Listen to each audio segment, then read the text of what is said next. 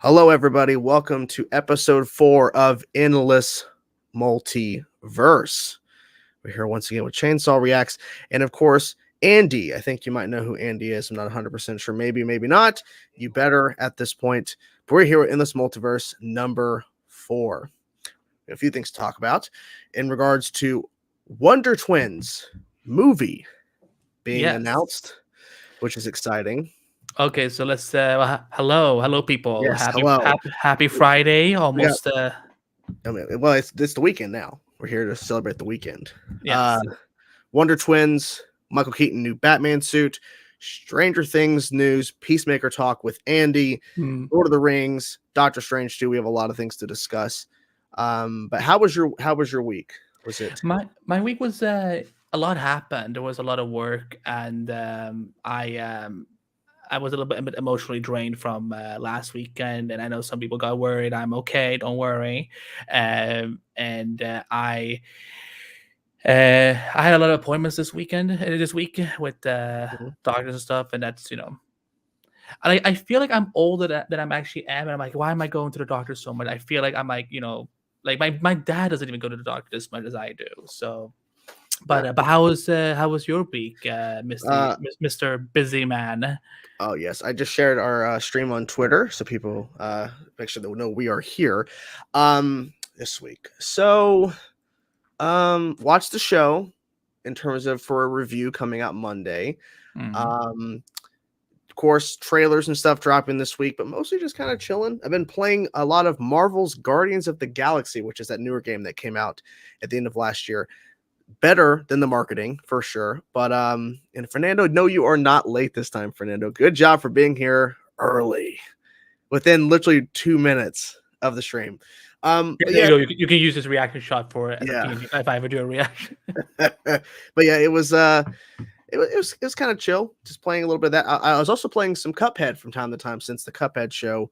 I had seen it. I'm like, I want to play more Cuphead because I didn't really play much of the game. But yeah, so not really much happening besides just news dropping. Yeah. Just trying to keep up with everything because it felt like there were certain days where we're getting a lot of information.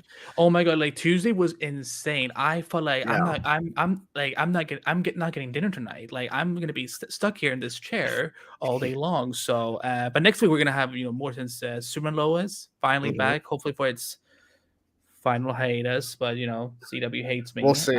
We'll see if that's the case. I mean, I would think it would be. I don't know. It depends on because March Madness is coming, so I wonder if it might delay it again, unless it airs. When does that air? I don't know. I don't really follow. Is March Madness? It's like sports related, right? Yeah. The only way to talk to me about sports if it's in Friday Night Lights language. That's like one of my favorite shows, and that's like the only thing I watch that has to do with sports. So like unless any context has nothing to do with it, like, I'm just like, cool, I got it. I got it. Well, let's dive into our first topic because this is something that I think a lot of people were shocked by because I was shocked. You were shooketh. I was shooketh. I couldn't. I was like, really? But then again, I mean, they have the IP there. It's just sitting there waiting to potentially be good. So let's get into it. Let's get into it. So, ladies and gentlemen, the Wonder Twins are coming back to the live-action screen, this time as an HBO Max exclusive movie. And Black Adam writer Adam Steichel, I think that's how you say his name, he is set to write and direct a movie centered on the beloved alien siblings Zan and Jaina, who made their live-action debut on Smallville in season 9.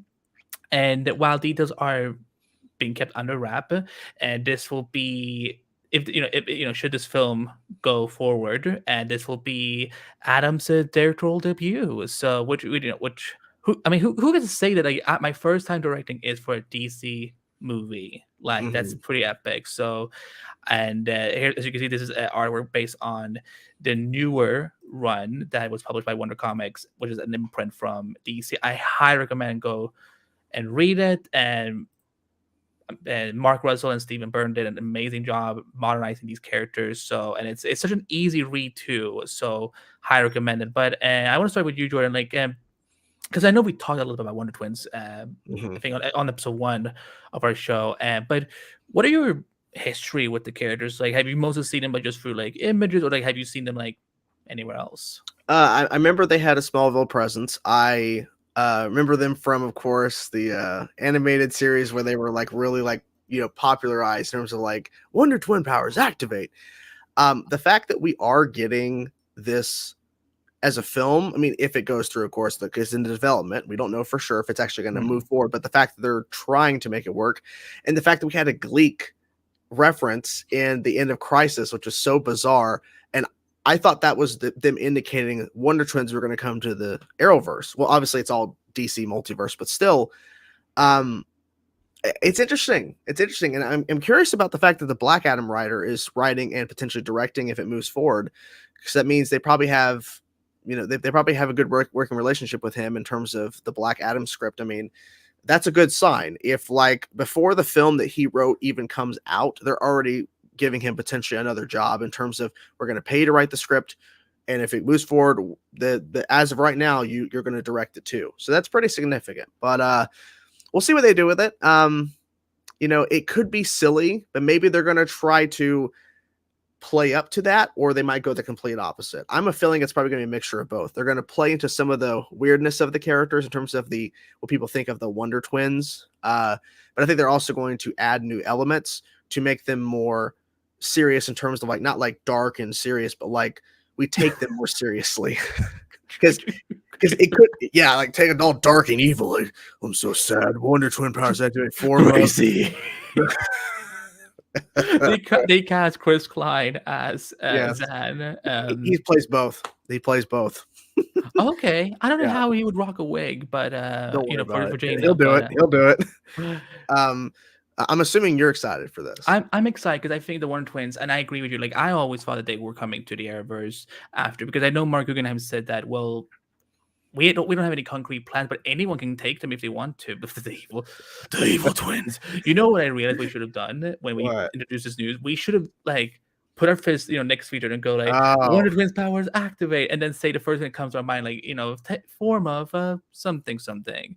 But no, but I think these are such lovely characters, and like again, I'm loving what HBO Max is doing with its platform, that they're actually taking advantage of. Hey, not every film needs to be theatrical, and yeah. especially during these challenging times. And I think that with the Wonder Twins, because I don't think it's going to be all like, I don't expect it to be like an MCU film, which I don't try to be mean about it, but like I think that this will be, they're probably going to go a little bit deeper into these characters about what's underneath all that humor Mhm. and all those smiles. And like you said, it's the fact that they're bringing back the guy who wrote Black Adam means that they believe a lot in the movie, and they also believe in the creative team. So I'm happy that this is moving forward. I just hope that this doesn't become like another of the many, many, many, many, many, many, many, many, many, many, many DC movies that he announced, that doesn't go Oh, forward. yeah. That's a good point because they've made a lot of announcements, especially they announced the Batgirl film back in 2017 during just showing a bunch of titles at a con. They just showed a bunch of titles for movies that more than half did not get made. So, it's a thing to where we've heard this plenty of times where they're developing something and it doesn't go through. I Yeah, would I would prefer if they announce something and it's already been greenlit to be made. Personally. exactly. Yeah. Yeah. That's something we should do maybe as an episode one day, like just go through and see how many damn movies they've announced, and then we have it. Like, for example, Steven Spielberg's Black Hawk. Black Hawk. Yeah. Yeah. I doubt that's it. That's not going to get made. No, no. Mm-mm. Because when they announced that there was a different regime over at Warner Brothers than now, and especially with Discovery buying them out, no, they're going to probably clean slate a lot of that stuff and try to start new, or in terms of like get rid of projects that they probably don't deem is going to make sense moving forward, because they might have a different plan for Yeah. some of the DC stuff. But You know what? We should. I think this would be a fun idea for an episode one day, that we go through everything that's been announced and see what should stay, what should happen, or what should be revamped to as maybe a TV show on HBO Max or something. it's like find a list of stuff that's been announced over the years and see, Yeah. is it coming out? Because that Flash movie was announced back in like what 2016, and now it's 2014, like and now the it's coming out now this year. Like it's 8 years, so ridiculous. But we have we have more some topics. interesting news. We're revolving on HBO Max, DC films, because we have our first look at the body double of Michael Keaton in a flashback sequence in the new suit. Now, of course, this is not exactly 100% new. Of course, it's a body double. It's obvious. But this is part of a flashback regarding Jim Gordon, J.K. Simmons, Jim Gordon. And there's a lot of people having, thoughts and opinions, and there's confusion. What? I think this is a clear indication that this retcons and removes the Batfleck. Ben Affleck is no longer a part of this. The question is now, is this version of Bruce Wayne / Batman from Michael Keaton, is this the same Batman they're retconning from the Burtonverse, the 2 films that he made, specifically with Michael Keaton, or is this a variant, if you will, where the Burton films are still canon and this is just another version that's similar? Or I have no idea. We have no clue. I guess we'll find out in the Flash movie, because that's going to be our indication, because this does take place after the Flash movie. It has to. It would make no sense unless they're implying the Batgirl film is taking place in the Burtonverse, which I doubt that's what they're doing. No. They don't, because otherwise J.K. Simmons wouldn't be there. It would be the. Well, that's true too. Unless what's the guy who played him in he was in all 4 movies. Yeah, he was, and I don't know. I'm not 100% sure on that, but sorry. Twinsies. Yes. We should be one of twins. Yes. I want to be Jaina because she can become animals. There you go. For me, I think it's definitely interesting to see that new suit, like a new-ish version. Like, it's definitely more practical than it was back then. And I'm curious how they're going, like, what exactly is happening in that sequence? Like, why is it important to the narrative to have a flashback? Because Jim, even though J.K. Simmons is definitely older, they're playing it up as he's a younger Jim Gordon. So I'm wondering, like, how far back, what significance does it have to the plot of Batgirl?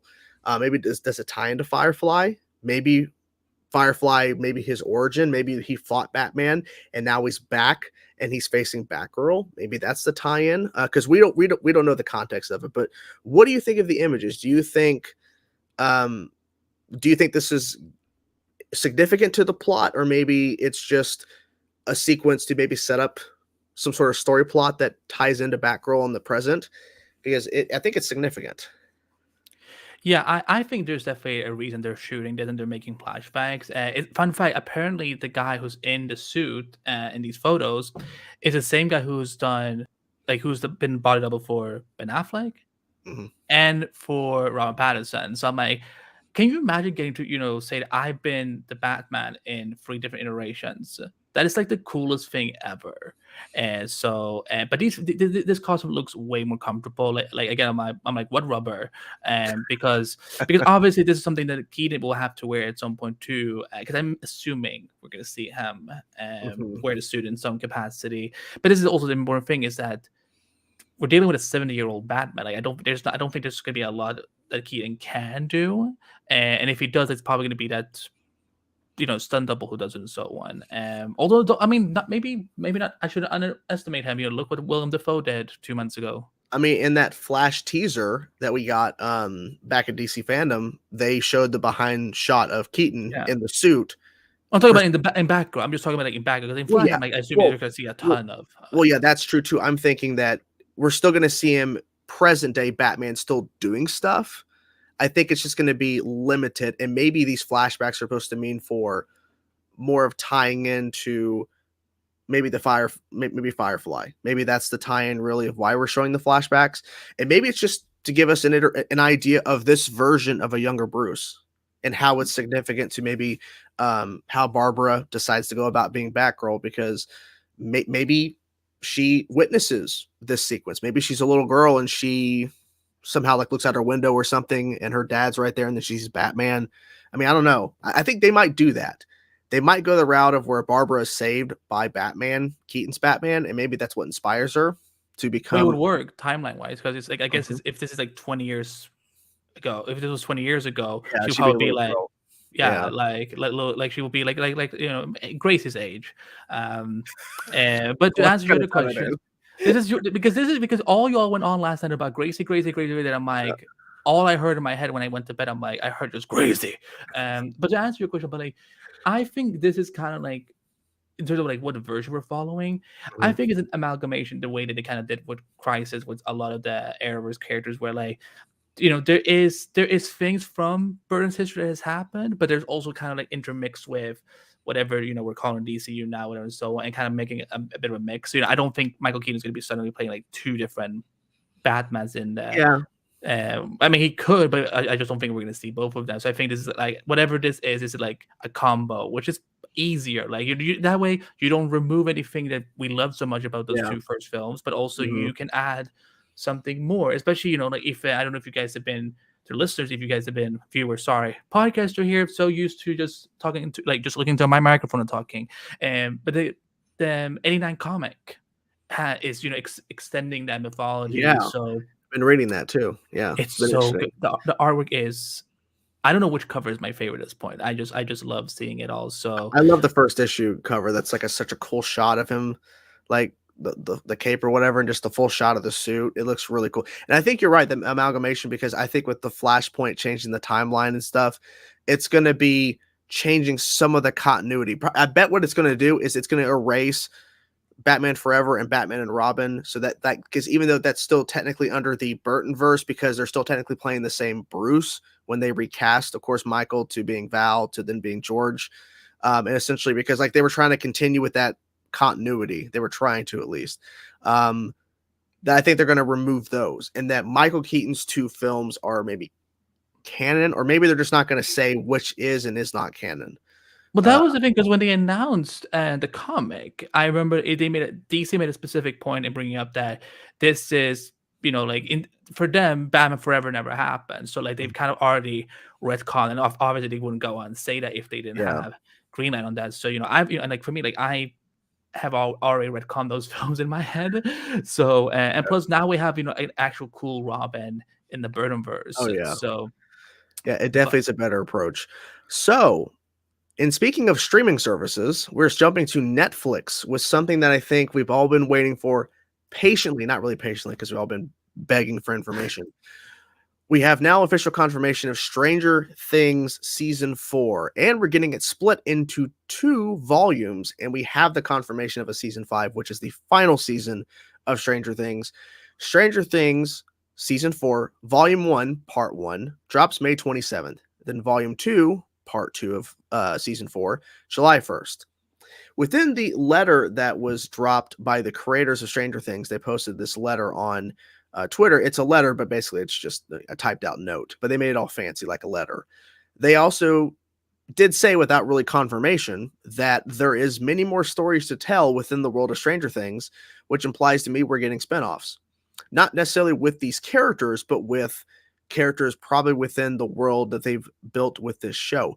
Probably different time periods. I'm expecting different time periods because I'm assuming, however, this series wraps up in season 5, it's probably going to be the end of the story involving these characters, and that there's probably not going to be any more story, or there's no reason to continue with them because maybe whatever threat or whatever's going on they deal with is done.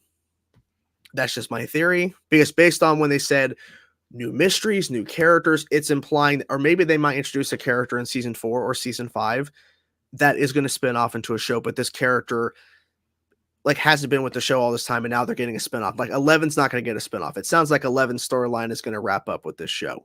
I don't see 11 continuing past this point. I'm the show has been one of the most popular Netflix shows ever, and the fact that we waited so long for this, and they're splitting it into 2 parts because apparently they've written over 800 pages in scripts for season 4 alone, and they shot so much more footage.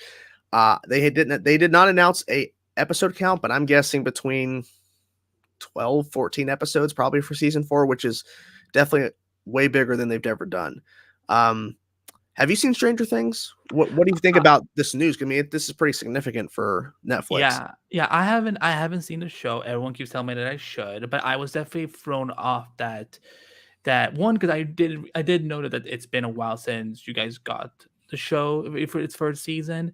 So again, I have no context of why it's ending, but I'm like, it's so early. Like it seems a little early, whatever, and so on. So I guess the only thing I can ask is that do you think this, like, even though there's not really no details yet about season 4 and 5, but like, do you think do you think this is logistical to end it at season 5, or do you think that, well, personally, I think it could actually go on for a bit longer?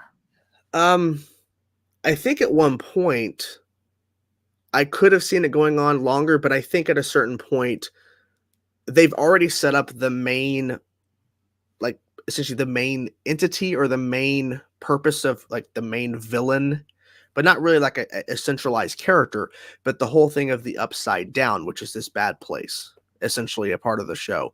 It's a very bizarre. I like the whole aesthetic of it and everything. It's really crazy, but I think at a certain point, there's so much you can do to stretch it out in terms of like trying to add as much stuff.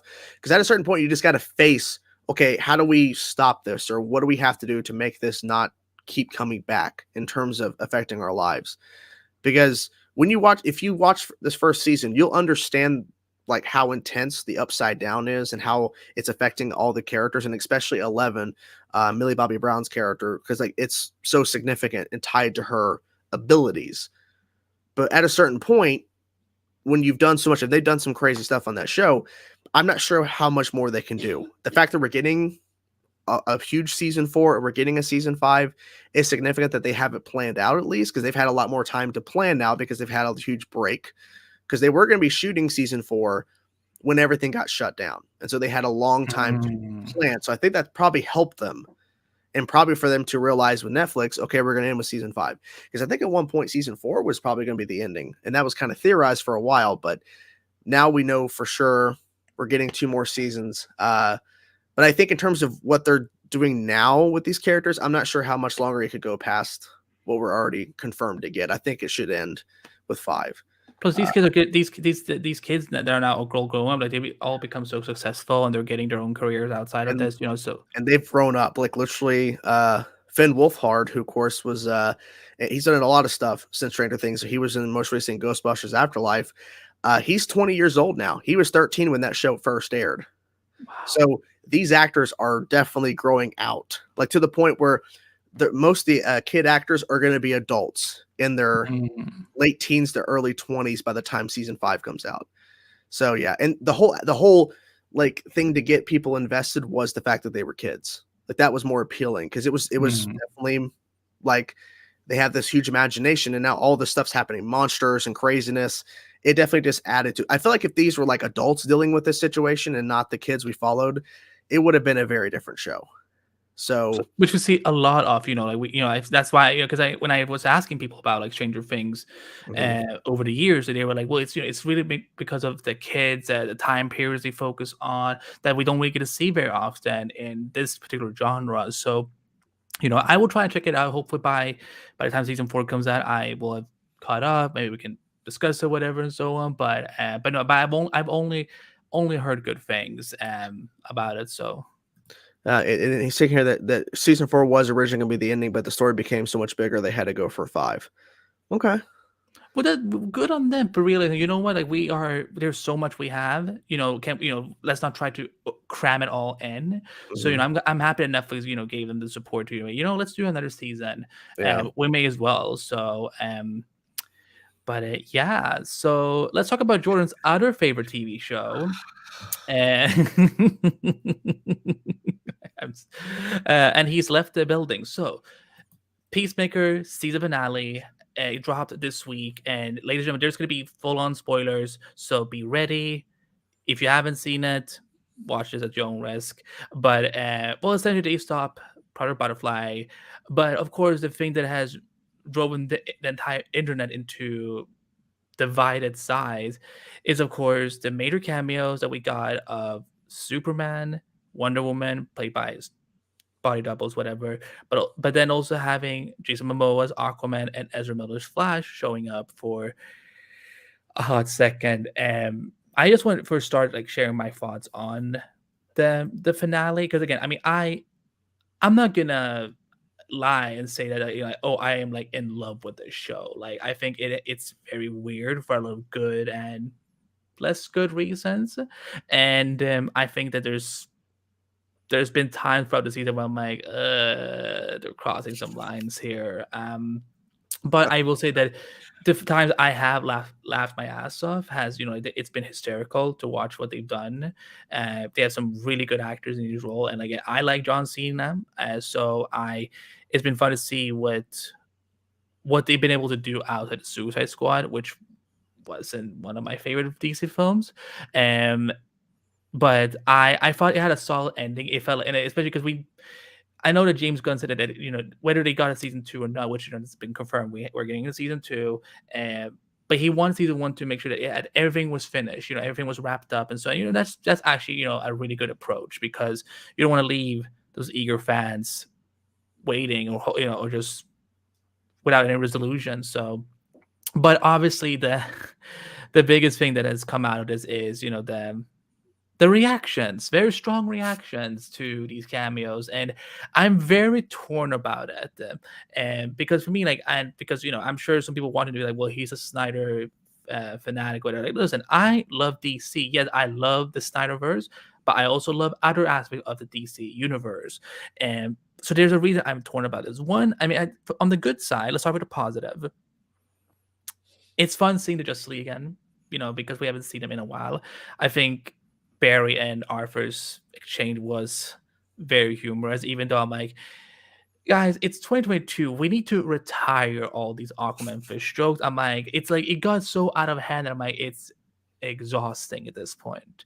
And although hearing Arthur just saying, "F you, Barry," like that's gonna be like gift so hard now.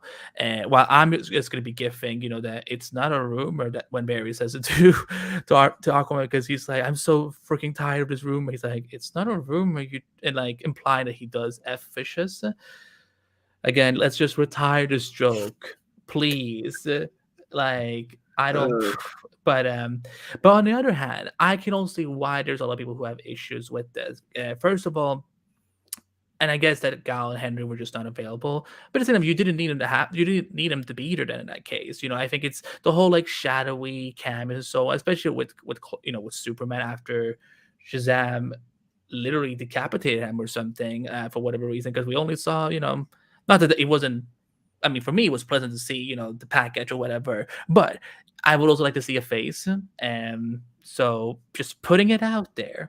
But at the same time, I also feel that I felt the reason I don't like that the only reason they brought him in was just to basically drag the Justice League. Where I'm like, we haven't seen this Justice League since 2017, and this is how we're getting reintroduced to them, by dragging them because they didn't show up on time or whatever, when we know that that's actually what they could do.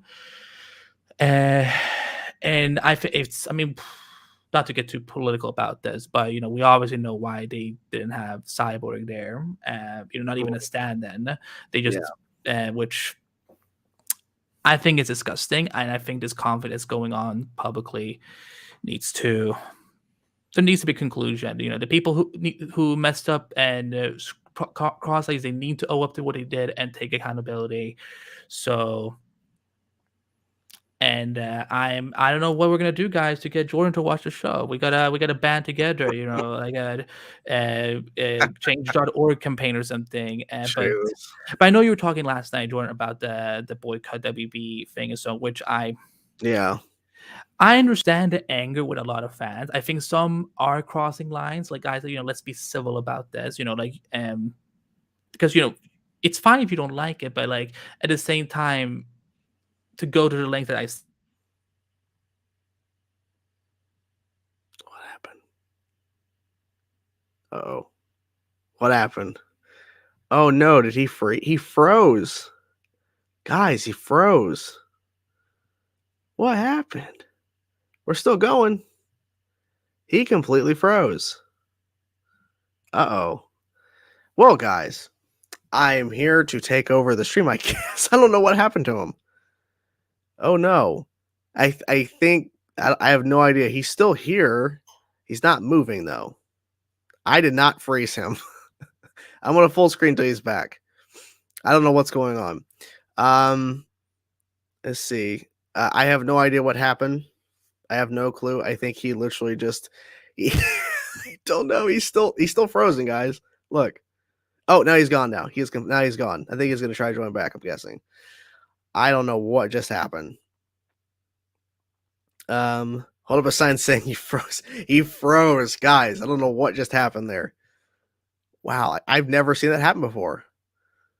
I don't know where he went. I don't see him. My internet cut out. Hold on. Okay. His internet cut out, guys. So I want to pull up this. Thank you so much for the super chat. Thank you so much for supporting the show.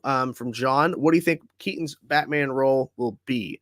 I think his role is going to probably be significant, but probably not to the point where he's like having so much screen time on Batgirl. If that's what you're asking about, maybe you're asking about Flash. I think Flash is not going to have a huge role, and same thing for Batgirl. He's going to have a significant role, but not to the point where he's taking all the screen time. But thank you so much for supporting. And another one just came in. Hold on a second. Thank you, John, for another super chat. Thank you so much for supporting. Thank you. Do you have hope for the Gotham Knights show after the announcement that the Batwoman director is taking over? I do not have a lot of faith for the show, to be completely honest with you. I don't have a lot of faith in it.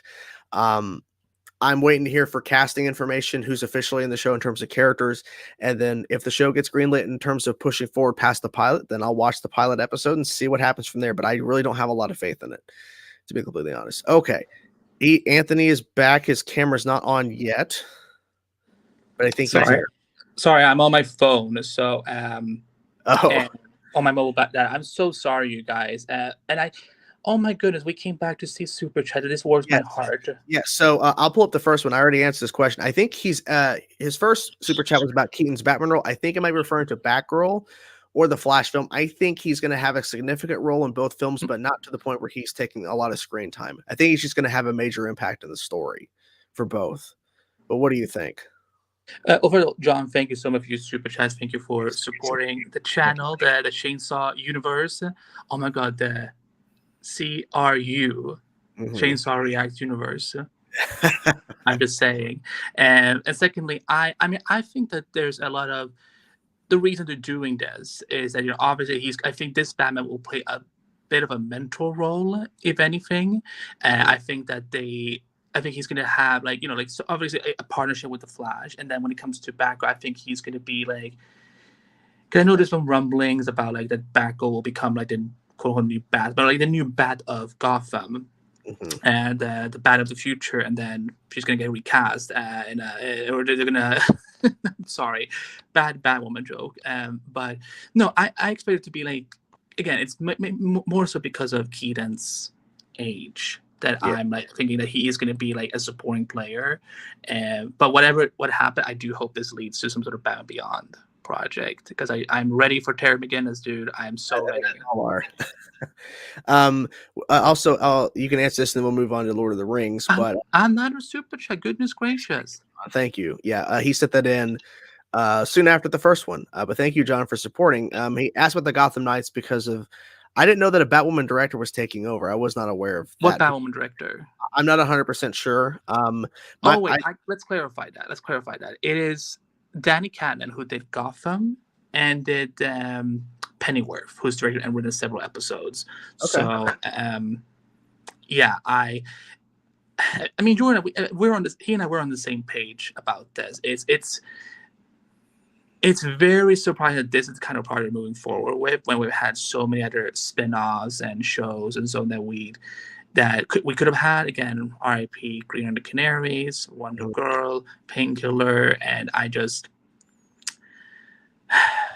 Again, we will watch the pilot, and we'll talk about it. And the hope, maybe there's going to be some casting announcements and character reveals and so on. And we started learning more about the show, and that makes us go, "What an incredible idea this was!" I don't know why it sounds so like melodramatic. Like, what an amazing idea! That's what I was saying too. Like, I'm waiting to hear official confirmation on terms of characters and the casting. Well, we're in it, right?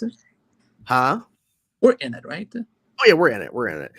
John has one more super chat, and then John. Well, thank you.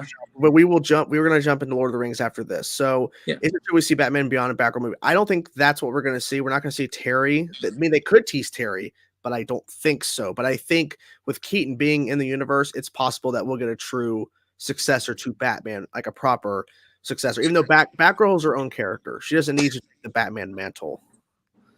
But yeah. My internet just came back, so let me jump to my computer really quick. Okay. Okay. It's been crazy. Thank you, John. Another super chat, John. Thank you so much. I see it there. Oh my word. Um, are you back, sir? Okay, you're back. But I'm back. I don't think Terry's going to be in the Batgirl movie, but they might tease him. I think we might get Batman Beyond down the road. Well, if they do the whole like origin story of like Amanda Waller's involvement, and especially because I want to see more Viola Davis, honestly. So like this could be cool, honestly. And I if they do, and also like, or maybe they're gonna see the idea. He's maybe like 2 years old or something. But or Grace is gonna be Batman Beyond. Yeah. One more thing. Thinking again. Goodness gracious! Thank you, Jonathan. Is it Jonathan or John? John. I think Jensen Ackles would be good for Red Hood. I mean, I think if he's younger, but I mean, if it's an older Batman, why not? I mean, is water wet? Of course, he would be amazing as Red Hood. Like he has his own Red Hood costume. So yeah, I think that'd be really cool. We will definitely get back to Q&A once we are done. Yeah. We'll have the Q&A thing up and we will answer your questions. Thank you, John, for the super chats. It really means a lot to us. Thank you. Give me your heart. I will pull up the image here. Next thing we have, which is something that I know Andy is so excited for. It was a great trailer. Rings of Power. The Rings of Power. Yes. That is a cool shot. This trailer dropped, and we knew it was coming. We had seen the Vanity Fair pictures, a variety of behind the scenes shots, and looks like shots from in terms of them in front of camera, maybe not necessarily shooting a scene, but just getting really cool shots of them in character. The trailer was really interesting. I think they did a pretty solid job at the trailer in terms of giving us some cool visuals, some character shots, but not giving away too much. I think that was important because they could have easily gave us a 2.5-minute trailer, but they only gave us a minute trailer. And it makes sense why they probably didn't do 2.5 minutes and do a big like story thing, because it's not coming out till September. They don't need to do that in February. They'll probably do it in summer, probably around July or August, or maybe not August, maybe July or June. They'll drop a full big trailer, like an official 2+ minute trailer to show footage and to give us a sense of what the story is. Because right now we still don't know what the story is. Like we know the age it's set in, but in terms of what's the story, we have no clue. But yeah, so I what do you think of the trailer? Like I honestly thought the shots were really cool, and it definitely looks like they put the money into it for sure.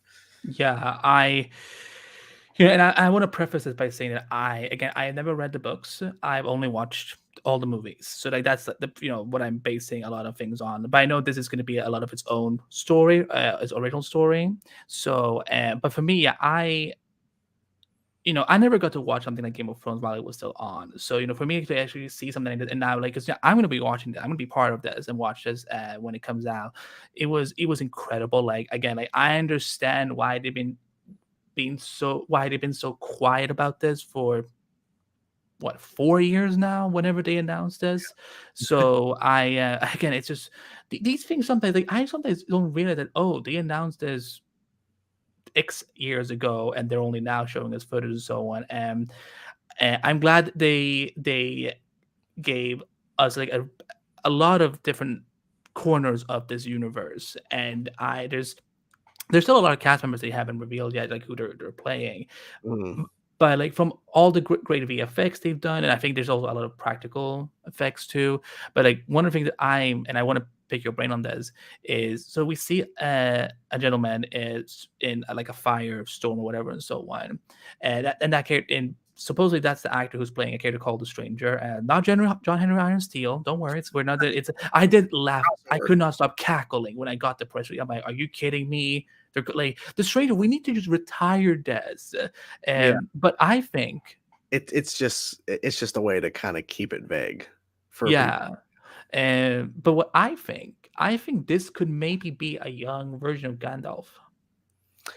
That is not a bad theory, because there has been a lot of people discussing they think a young Gandalf is in the show. And I think with that reveal, you don't want to reveal that in a trailer. You don't want to reveal that beforehand. You want that to be a reveal within the show itself. Because imagine, I know you didn't watch Book of Boba Fett, but imagine if they revealed Cad Bane in the marketing before Book of Boba Fett aired. In terms of his live action debut, they show him in the trailer before the show even airs. That would be a major like blow to like a major reveal in the series that he's in it. So if Gandalf is in the show, or he plays some sort of role, whether it's minor or a significant role, and we have no clue. You want to keep it that vague, but watch it be something completely different. Watch it be a character that we're not expecting. But everyone's been theorizing that he's in it, but we'll see. Yeah, I know a lot of people have said that during this time period he wasn't like something about him not being in this particular corner of the Lord of the Rings universe. But it's saying that they're doing some of their own things. So like there's I'm just excited to see what they're gonna do and like how this all plays out. And I would expect if whether San Diego Comic Con happens or not, like that remains to be seen. But I think if anything, if they do maybe Comic Con at home, I Mhm. bet you there will be a panel and they're gonna have like an extended trailer drop. And I'm glad they marketed it so well. Like it's coming on Sunday and so on. So everyone and like this got like over like 200 million views within just 24 hours, which I'm like, yeah, this franchise, the fans of this franchise ain't kidding around. So, but we have another major trailer to talk about Oh yes, from I the have good the old image. Super Bowl. You pulled up a good image, and we're gonna pull it up right now. Doctor Strange in the Multiverse of Madness. What is that voice? Madness. It was madness. Now, this was, I think it's probably one of the best trailers Marvel's ever put together. Not just because of Patrick Stewart's Professor X being involved in the Illuminati, the multiverse Illuminati, but just the fact of how they structure it and how they really just dove into how bonkers this film is going to be. Because that first teaser, they called it a teaser, but it's really a trailer. After Spider-Man No Way Home, of course, they released it a couple days later that following Spider-Man's huge 260 plus million opening domestic, crushed box office records. That trailer was solid, but it wasn't like this. That trailer was good for an introduction to the film, but this trailer on Sunday, which Marvel played it smart.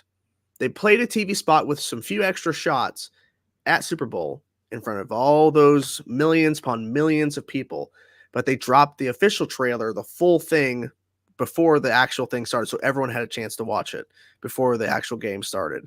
Um, it's awesome. It's confirming some theories that people have, and I love the fact that they weren't shy of showing multiple Wandas, multiple Stranges, even though we had heard they're in the film.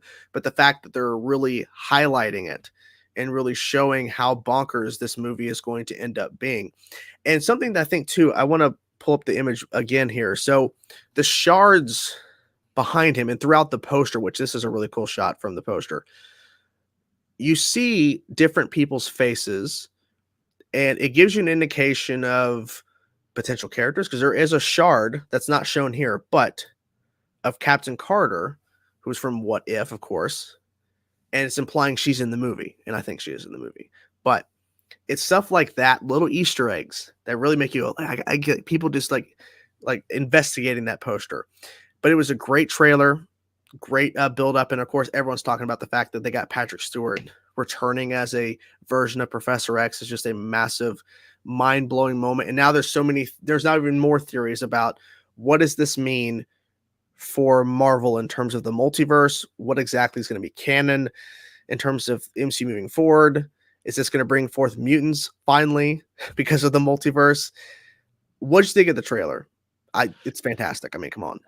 Yeah, I mean, I will say I love this trailer more than I did any Doctor Strange 1 trailer because, and I didn't enjoy the first film that much. I was like, it's fine. It gave me a massive headache because like it was so much spin rate on my. Oh, Oh, trippy stuff and the don't visuals. stop moving your hand. I'm gonna pass out. And no, so and I'm just gonna do like this and talk like this for the rest of the show. No, but I was like, did Christopher Nolan direct this movie? Which is not a dig at him because I love Inception. I thought of Inception when I was watching it too. Yeah. Yeah. Oh my god. Oh my god. We are toads to Wonder Twins. But this trailer, like, I'm actually excited for a Doctor Strange movie. Like, I really am. I think for bringing Sam Raimi into this, I think is the perfect choice. I think he, especially after what happened with Spider-Man 3, I'm glad he's back in the superhero game, and and there's just so again, like, there's probably still things that I haven't even picked up on when watching, like, because I watched the trailer like 5 times, and I'm still not sure if I've caught everything yet.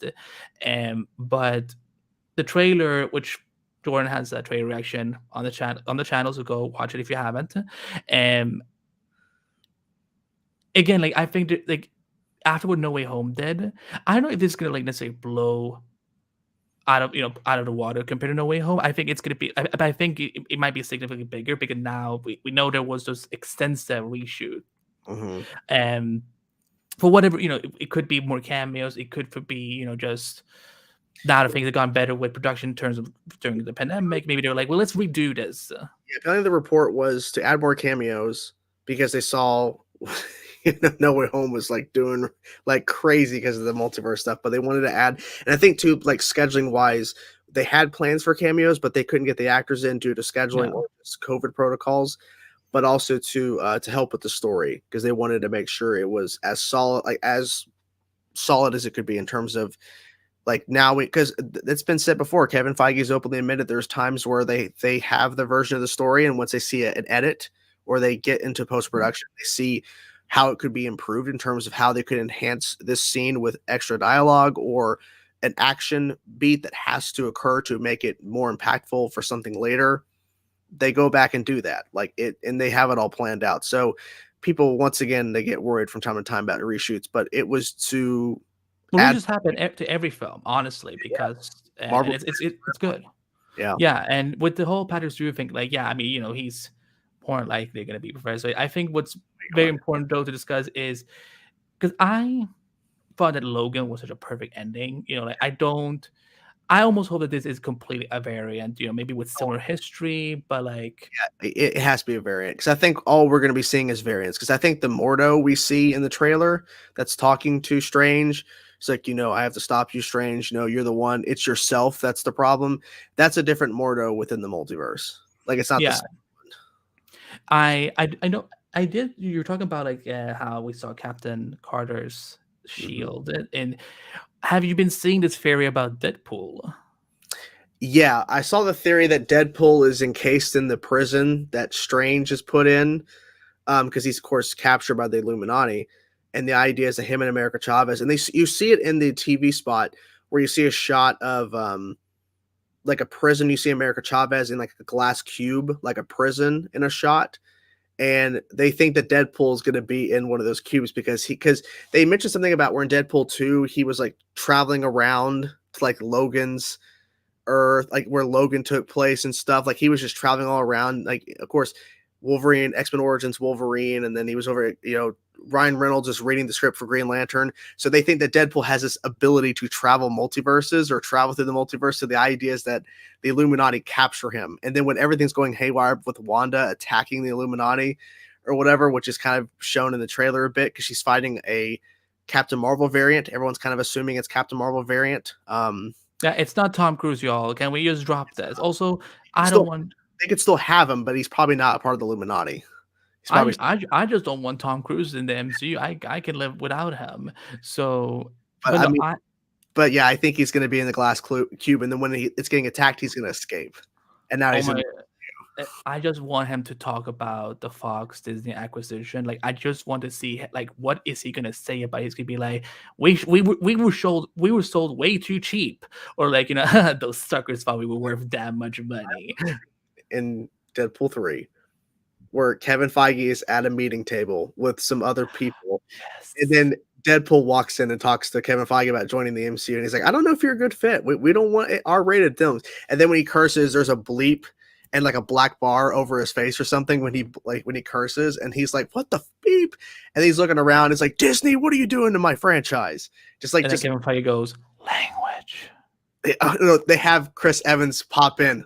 Oh, that would be Was that Captain America? No, that was Chris Evans. Oh, they look similar. Like yeah. just like I want it to be so ridiculous. I think they're gonna really just Kevin go. Feige doing an acting role that would I do kind of want to see that. And Well, speaking, I think in She-Hulk, apparently in She-Hulk, she openly addresses Kevin Feige. Like she looks at the camera and addresses Kevin Feige because She-Hulk breaks the fourth wall in the comics. So oh, so apparently she turns to the camera at times and addresses, I guess, the story or the script and talks to Kevin Feige directly. I hope that's true because if that is true, I cannot wait. then there's one thing I need to see happen. That I need her to look into the camera and go, So because we don't have the freaking movie rights for the Hulk, you gotta stick my cousin onto my show. That's how Really? we're playing it. Yeah, I mean, again, I love Mark Ruffalo. He's an amazing Hulk, but it's like Lawyers, so she can go into like a meeting with some lawyers about the rights for Hulk. Like, why can't you figure this out? Like, and come on. behind them is a Universal logo that is just like Yeah.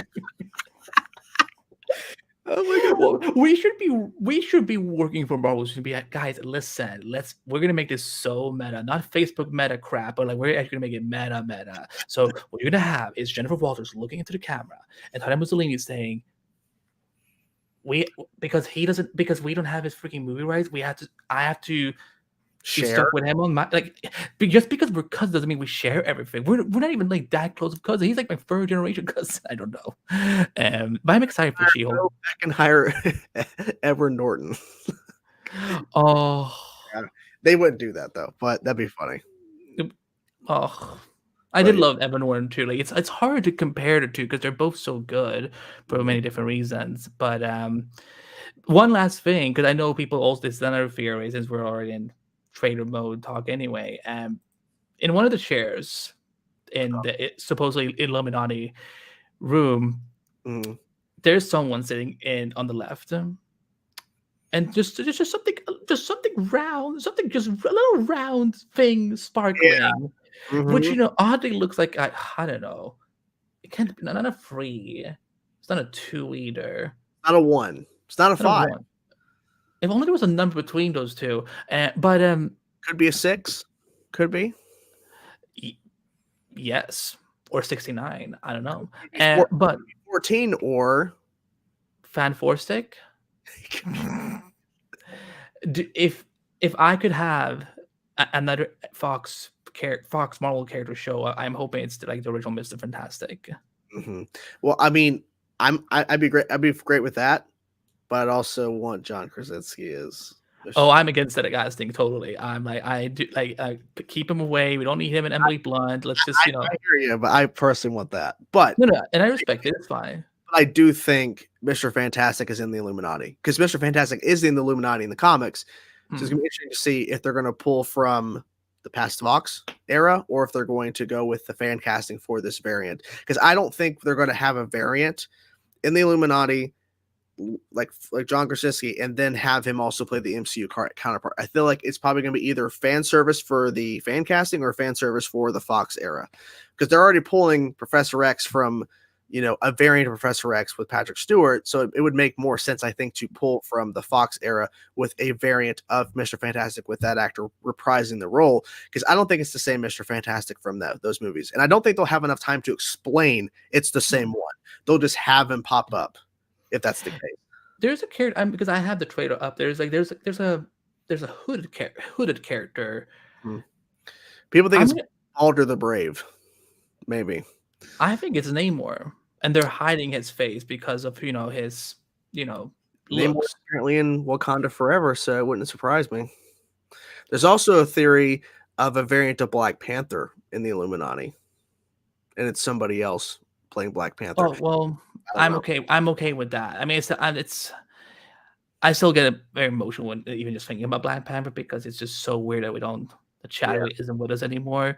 But if it's someone that isn't T'Challa, I can get behind that more than I could see like someone else playing T'Challa. But it's wow, that movie is just going to be like that film is going to be interesting because that's one of the Marvel films I've heard very little about aside from a certain problematic actress who was like, I don't want needles. But are you anything else in terms of I'm ready for this movie. I did not think I was going to say that. Yeah, I can't wait. So guys, it is time for live question time. Dun dun. But wait, super chat already. I heard it's Black Panther played by Michael B. Jordan. Yeah, I heard that rumor too. That Michael B. Jordan, because there was a rumor that I think Michael B. Jordan is actually in Wakanda forever somehow. I think because he's in because he was at one point a Black Panther, so he would be in the Tree of Life or whatever it's called, where, you know what I'm saying? Like when T'Challa first drunk and he saw his father Yeah, the ancestor Yeah, plane. I think that he might be in that because he was a Black Panther at one point. I think that may be how that ties in. I mean, listen, I wouldn't be shocked if he's in that because I think that Killmonger is one of the best MCU characters we've had. So I look I'm hoping that we see more of him outside of Black Panther. Since we got him in What If. So John, but thank you for your we have another super chat. Well, thank you, John. First of all, Thank you, John, for the super chat. Thank you Uh, for supporting. We have Amazing Webhead, who is pretty cool, dude. Actor who played Black Bolt is in it. Yes. So the rumor is that Black Bolt, of course, Anson Mount, who is a great actor, just terrible script. terrible show, terrible showrunner, terrible effects, terrible Every, setting, terrible everything. he was not the problem with that show. He tried his best. He literally was doing his best with Yeah, what he could do. But the rumor is that he's playing a variant of Black Bolt with the classic suit. Like he actually gonna look like Black Bolt, unlike there where he didn't look like Black Bolt. So I like the coat, but I was just like, there's no reason why he couldn't have a helmet. there's no reason why it couldn't be more look like him like in the comics. So we got some interesting questions here about Uncharted. So yeah, Uncharted is now out. The film's out. I hope you do like it. It's getting very mixed, but maybe you'll like it. I just came back from seeing Uncharted. Well, there you go. So we have someone who's seen it and someone who's going to see it. Are you? I know you wrote an article about the Teen Wolf revival movie, and I heard that there's some casting who's not in it. Is Tyler Hoechlin not in it? Is that correct?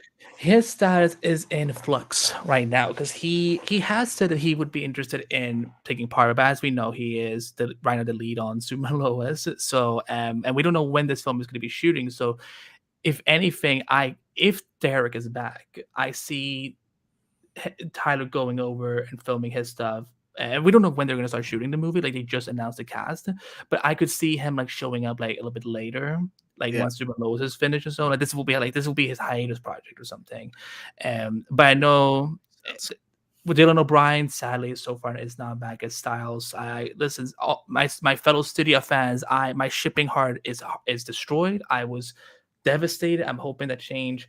But I'm also very angry for Arden Cho who played Kira. So I don't know if you follow this, Jordan, but so the actress who played Kira, who was in like from season 3 to 5, she left the show in very mysterious ways. There's been speculation there was some drama behind the scenes, but then when the news came out a few days ago, it was reported that she was the only woman of color to ever be a series regular on the show. But out of her, the other 3 female series regulars that she was part of, she was only offered half the salary that they were given, which is very problematic. And she declined to return for the part, which good for you, girl. Know your worth and stand your ground. So, but it's Exactly. it's wow. But I'm excited for the film, and I don't know how I feel about the spin-off, the setting up. I mean the movie is essentially just there to help set up the show, but I'm hoping there's a good story for Mhm. us to follow Teen Wolf for 6 years. So, We have another super chat from John, well, goodness gracious, John, thank you, being very supportive. I'm very we're very appreciative. Thank you. thank you, So revolving around because Nathaniel asked the question about Tom Cruise playing a variant of Tony Stark. John's also asking the same question about superior Superman. Can you imagine superior Superman? Tom Cruise playing superior Iron Man, and so with that design, you do see his face when he has the I'm gonna Google it quickly. yeah. If you type in superior, there's like obviously fan art of Tom Cruise, but superior Iron Man has his face is clearly shown. Like there's no true helmet that he's wearing. If you see The silver black one, right? yes. And so I mean that would make sense. I mean, because you definitely want to show his face. But everyone's just I think everyone's just assuming that because we see those the Ultron bots that look like superior Iron Man designs. So I get the theory. We'll see because there may be a variant of Captain Marvel and superior Iron Man there on Illuminati because there is an Iron Man in the Illuminati. So it would be interesting to have someone else playing Iron Man, a different version of Iron Man, in that capacity. But thank you so much for supporting it. Really Thank means you. a lot. Saying Teen Wolf is so good, I should react to it. I don't have the time, but thank you for the thing. Yes, we mentioned Inhumans. Apologies. Yeah, what about it? Did you know there's going to wait? Where's it at? Okay. Did you know there's going to be a Legion of Superhero show on HBO Max? Is that true, or is that a rumor? Okay, so what happened was Brian Michael Bendis, who's huge name in comics. He's one of the creators of Naomi, which is now on the CW. He announced that he had pitched a Legion of Heroes animated series for HBO Max, and that that he's been working on it for a while, and that it's gonna be a little more like adult, not necessarily like there's gonna be like cussing or whatever.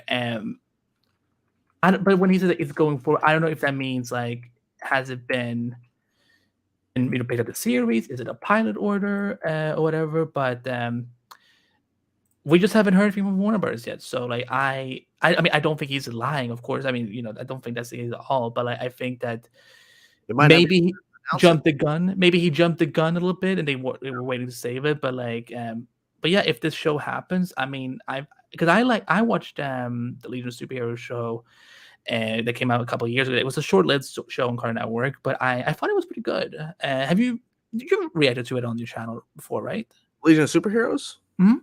No. Okay. I did not. I've heard the show's on HBO Max. I've heard about the show. I've never actually seen it. Yeah. It's pretty good. It's pretty good. Like they go into the past and they run into like a young Clark Kent who has just become Superboy or Superman, and then they take him to the future, and like that's where he like kind of trains to become the Superman we all know and love. But it's a great show. Sadly, got canceled. But if the Legion thing happens on HBO Max, wonderful. Again, HBO Max is really, I'm want to see them take advantage of their DC IP because like they have a million characters they can play with. So and we need more good animated shows like since we have Young Justice and Harley Quinn. So yeah, I'm all for it. Yeah, and also too, like Charlie's asking a question about how do we feel about DC doing more unknown heroes? I mean, literally, I wouldn't say they're unknown, but to the regular movie going crowd or like people that just watch superhero films, like they just watch Marvel because it's Marvel. They watch some DC stuff because it's DC. In terms of them doing like a Peacemaker show and doing Wonder Twins for HBO Max, I mean, I think it's smart that DC is trying to do that because I mean, Marvel's been doing it too. Guardians of the Galaxy was not a well-known property until the film came out in 2014. So both companies are realizing that at a certain point, you have to start diving into the lesser knowns and the unknowns in terms of the general population. Because if you ran around to, say, 100 people on the street and you asked them, do you know who Moon Knight is? I bet you not even 1/10 of them would know who Moon Knight is. No, they wouldn't. And was he on Sailor Moon? That's probably what they would say. Yeah, So, but doing more unknown heroes, I think it's smart. Like, yeah, like it's because there's so many. Yeah, just because they got introduced like X amount of years ago or was just recently debuted doesn't mean that they don't have like an opportunity to shine on the screen. That's why I was so excited for Yara Flor when they were developing Wonder Girl for CW. So yeah, like again, like they have so many characters they can play with. Just do it all, DC. There's room for we can do movies, we can do TV shows, animated, live action, even with video game. That's why I'm like they're fine doing something that is not just another Batman game. They're doing Wonder Woman, for God's sake. So I forgot about that. I can't wait for that. Can we please get Susan Eisenberg to do the voice? That'd be don't get my hopes up. I just got so excited. They probably won't, but please. I mean, they get Kevin Conroy for the Arkham trilogy, so please. So John made a point. He said that because Cruz originally didn't play Iron Man because he wanted his face shown. In this case, Superior Iron Man, he would. So, I mean, that would work for it. Okay, this is interesting. Did you know that Sony this week re-released the Nick Cage Ghost Rider trailer on their Sony YouTube channel? Did you hear about this? They did. Yeah, obviously they made it clear it's a re-release. They're not. I don't think they're re-releasing the movie. I don't know, but they put out a I guess an H. Yeah. So it's funny because literally the rumor is for a while that Nick Cage is going to be Ghost Rider in Multiverse of Madness. So now that this comes out right after Doctor Strange trailer, it's kind of a weird coincidence, or maybe it has nothing to do with it, or maybe there is something going on here. I mean, Sony and Marvel have a working relationship. They're working on the Spider-Man project, so I'm not saying they re-released a Ghost Rider trailer to hint that he's in Multiverse of Madness, but it wouldn't put it past me if that was their sly way of saying people got to remember this Ghost Rider Nick Cage because we're going to have him in Multiverse of Madness. I doubt it, but you know. I mean, I like the first one and the first movie, but then I did fall in love, or I did fall in love with Gabriel Luna's Ghost Rider on Shield. Oh yes, So yes. like, if we ever see a Ghost Rider in the MCU again, I rather it be him, or we see them together. Mm-hmm. So Jordan has an interesting thing. I think it's more for DC to use D-list characters as long as the adaptation is good. I mean, that's the main thing. If the story is great, people are going to check it out. I mean, literally, let's be honest here. Peacemaker and The Suicide Squad. That film didn't really do very well, but James Gunn pitched a Peacemaker show.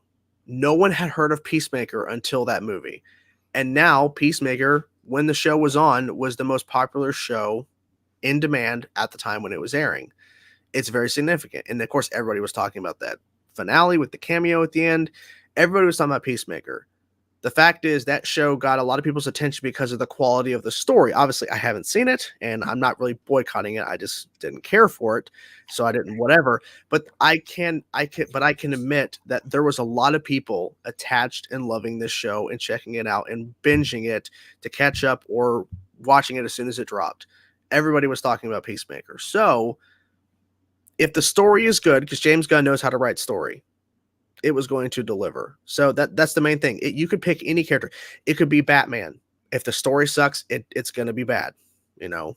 But if it's, say, like in this case, Peacemaker or another character like Ratcatcher 2, if they do a series of Ratcatcher 2, if the story is good, people are going to check it out. You know, that's what really matters, the story. Yeah, I don't like when they just do things for the sake of it. Like, you know, like, because for me, I'm like, are they only doing the show because of John Cena? Because John Cena is huge, and obviously not huge enough for Stephen Amell. Because, bam, It's I sweet. I know. I will bring it up momentarily, but like, yeah, like it's. I just thought, oh, they're just doing it because it's John Cena. But the story, like, again, as much issues as I had with the show, it's enjoyable. It is enjoyable. I don't want this to be all of the DCU it becomes in the future. But like, this made sense. I'm like, and that's why I can see another season go and so on. And again, like I'm all good with lesser known characters because I think that some of them do, like, I think some of them are also fitting for our time, like whether it is talking about social commentary or something that's like, hey, we have the technology to make these powers look really, really cool and explore this world. I think that's why they're now exploring a Green Lantern show on HBO Max, because like we now had a technology where like we can go to on a weekly basis. They can actually pull it off. Yeah, we can see the Manhunters. We can see all the spectrum. So but yeah, so Stephen Amell, I swear to God, I didn't. Can you share the screen? Because I'm Yeah, too afraid to move anything. yeah, I'll pull up the tweet. I'll pull up the tweet first, then I'll pull up, then I'll share my screen. But by the way, thank you everyone so much for being here tonight. There's a lot of engagement tonight. Yes, thank you guys so much for being here. And for all the super chats, we'd appreciate that. Yes, we thank you a lot for that. I want to check one thing in terms of our how we're doing on likes. So we are at 25 likes on the stream. Thank you guys for so much. Come on, guys. We can get it up. Come on, let's get to 30. Should we add Yeah, what let's do what do you call it on StreamYard? Like a clicker? A clicker banner? Well, we have live question time, but let's edit this. Let's do 35 likes. Let's see if we can get to 35 likes on the stream. How do you see it? How do you see it, by the way? Banners on here. Banners. No. How do you see the likes coming in? I pulled up on the thing. Okay. I pulled it up on another window. Okay. Okay. So this is interesting. And it shows chaos today. We have 29 likes now, guys. Can we get to 35? We're at 29. But so okay, so we're going to pull this up. So thank you guys for also submitting in your questions and everything. Thank you so much for that as well. We really appreciate it. So we're going to share screen, allow, And we're going to okay, there's that, but also let's pull it over and boom, Multiverse variants. multiverse. Stephen Amell responds to Andy's tweet as Andy says, "I have no idea if Stephen Amell watches Peacemaker, but would genuinely love to hear what he thinks of the DCEU's first name drop of Green Arrow, because apparently, Can you please do a reading of that? like Green Arrow, no, not like Green Arrow. That dude goes to brony conventions dressed as the back half of Twilight Sparkle with a 4-inch white butthole thrown in the costume." So okay. That's first bizarre, but then Stephen Amell responded to your tweet. Haven't seen it. Too busy showing Cena what professional wrestling should actually look like on TV. Is that him? Does that mean he wants Cena in season 2 of Heels? Is that what he's trying to hint at, or he wants Cena to show up on Heels? I mean, I don't know. I was literally just trying to take a nap, and suddenly, like, my phone goes off, and I'm like, "What's happening right now?" I'm like, Oh, "Oh goodness!" oh my And of God. course, Jordan was the first person I texted because I know he loves Stephen Amell. I'm like, I think I did something wrong, I think it did something bad. but yeah, I don't know what this is. Like, I don't know if there's an actual beef between them, or if he's just like, because Steven, sweetie, John Cena was in the WWE for like 10 plus years. So I don't know. I don't know. Wrestling, I've never understood wrestling fandom or culture, but yeah, it is funny, Jordan. It's funny because Steven Amell was on the WWE. So Yeah. Yes. Okay. Let's try for the goal tonight, guys. We're gonna have a goal. We're gonna try to get to 35 likes on this stream because right now we're at 31. We're getting close to the goal. It helps out the stream. We thank yes. you guys. Okay. Well, here's a question. Reek, because I reek so much. Andy, what do you think of the Warner Brothers boycott? Again, I think it's a strong reaction to it, and I want to get Jordan's thoughts on this too. Like, I think it's a strong reaction to this, and I think that yes, I understand that you want to see the Snyder, or you want to see more of that take on the DC universe. Right now, that's just not going to be the case. Hopefully, we will see what happens in the future. But at the same time, like, think of it this way: Jason Momoa and Ezra Miller, who were specifically chosen by Zach, they're getting paycheck. Like, I love great actors who get paid for their good work. So, can we just retire the damn fish jokes? It needs to go. But Jordan, like, I know you talked about it a little bit like last night, but how do you feel about this? Well, I felt like, as you were mentioning earlier about the boycott, you briefly mentioned how some of it was over the top. Some of the tweets were definitely over the top in terms of, and things too. There's not going to be a boycott of Warner Brothers. I understand people's frustration. There are definitely things to be upset with them for decisions some of the people over at Warner Brothers have made in terms of Zack Snyder, of course, Ray Fisher. There's a lot of decisions and choices that were made that are really bad. But we've been dealing with this for years in terms of a boycott. The boycott has never worked. The films are always successful. People were trying to boycott Shazam. The film did pretty good for a smaller film. We're getting a sequel, so the boycott didn't hurt it. At a point, I think there was people trying to boycott Aquaman because of Amber Heard. It didn't happen. I don't agree with her still being there, just based on things that we've heard. But people are going to be trying to boycott Aquaman 2. It's not going to work. It's not going to hurt the film. So at the end of the day, I think it was just really people just getting upset over it. And the fish jokes needs to go. Like, that whole sequence, they could have approached that whole entire sequence differently in terms of the cameo, but they went with that. They went with that choice, and Jason Momoa was all for it. Because James Gunn said Jason was for it. Jason was fine with it. Like, if he honestly had an issue, even though you may disagree with him, if Jason had an issue, he wouldn't have done it, or he would have asked for it to be changed in terms of the interaction and what was actually being said. Because James thought that Jason Momoa was going to get upset when he pitched him the idea of this is the approach for the cameo. But Jason laughed, said, okay.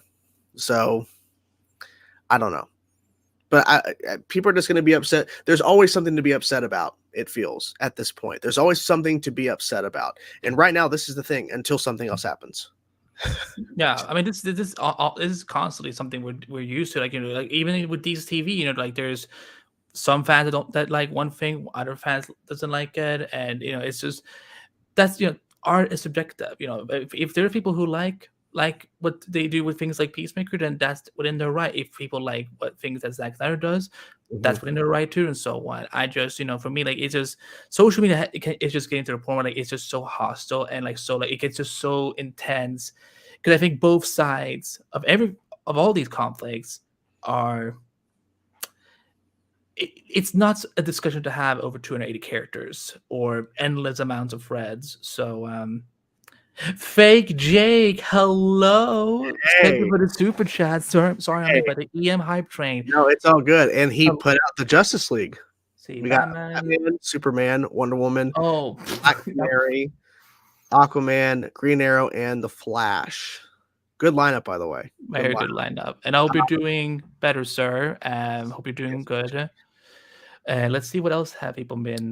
Well, you have a question from Anthony. Yes. Um, he's gonna be really busy with with Double uh Moon. yeah. Well, Rebel Moon one is it's rumored that part two's already or the second film's already been greenlit because there's like a rumor he's shooting two films back to back with Rebel Moon. Like Rebel Moon 1 and 2. I don't know if that's true, but apparently people have been saying that that's been announced. And there's a rumor because apparently the same like some sort of list or some sort of grid came out that showed Ray Fisher, and of course Ray Fisher's confirmed for Rebel Moon. That same grid or something showed Henry Cavill. I would not be surprised if Henry Cavill's in Rebel Moon. I won't be surprised. Well, it's And on I think Netflix, and who's also on Netflix right now? The Witcher. Witcher and also So Enola Holmes, and he just shot for Enola Holmes sequel with Millie Bobby Brown. Which have you seen Enola Holmes? Did you see that movie? it's on my list. I want because I recommend it.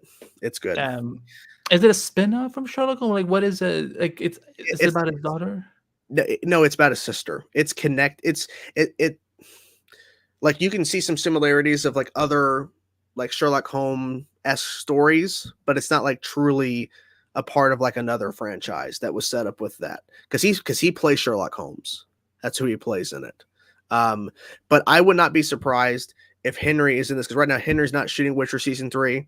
So if Zach's about to start shooting Rebel Moon, it wouldn't surprise me if Henry is involved in the movie because at this point, I think Zach is going to try to get all the actors he worked with on the Justice League to come into to be a part of whether it's Rebel Moon, whether it's another film for Netflix, because he is basically taking over Netflix in terms of the And good content. for him. Oh yeah, he deserves it, in my opinion. He's done some great stuff, but I will add this when it comes to like, would he come back when the merger happened? But the thing is, like, when the merger happens, like, there's a lot of things that's gonna change, change. and the people will find out.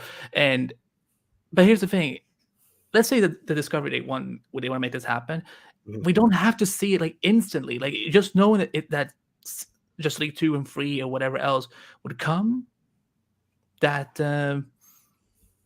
that's great. Again, like, I don't need to see the Snyder Cut sequels tomorrow. Like, like, I'd rather let him shoot it in peace, let him work out the story and make it all right, and then we can get to that. So because again, like, there's just a lot of factors that have to go into it once the merger is happening. Again, it's like, I think a lot of people just underestimate just how much goes into something like this. Like, it's not gonna be like, well, here's a Google Doc, here's what we're gonna do. Good, let's move on. Yeah. So Mason went ahead and someone else asked about how I felt about the first episode of the Batman because I watched it this morning. Awesome. Good stuff. It's a really good I show. I like that first episode. I'm not gonna lie to you.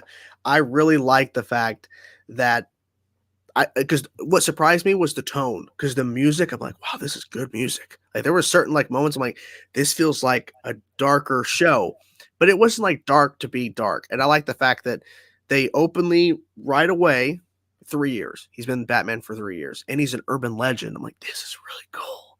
And the fact they revealed Bennett, the cop. Of course, we know who he is in the comics. I actually mentioned that in the review because I looked it up. Like, oh, this is Clayface. But the fact that he actually knows Bruce Wayne. I like that reveal. Like at first, we're like, oh, this is a cop that's looking for Batman, and he sees Batman, then he goes to talk to Batman. Even though he doesn't know Batman, but I loved it. It was so good. Jordan, Charlie has an interesting question. Jordan, Andy, how do you feel about Ezra's Flash at this point compared to Grant? Uh, Grant is never going to be replaced as Flash, in my opinion. I think Ezra is probably going to get better over time. I think he's a pretty good Barry Allen. But for me, Grant Gustin has embodied Barry Allen in a certain way, and just his interpretation of the character throughout these years. Grant's always going to be my Barry Allen. But I'm excited for Ezra. I'm excited that he finally is getting his movie, because we've been waiting, like we mentioned earlier. We've been waiting since 2014, 15, whenever that movie was first announced, in terms of we're getting a Flash movie. And now we're finally getting it after all these years of rewrites, new directors. It's finally happening. Yeah, for me, I mean, Flash is such a personal thing for me, because of the Flash podcast and what it has done for just my career, whatever, and so on. Like again, I mean, Grant, I love John Wintership, I love Grant Gustin, I love Ezra Miller, but for me, Grant, like, because he has the same role, he functions the same way that Tom Welling did for me when I was growing with Smallville. Like, Tom Welling's Superman got me through my adolescence.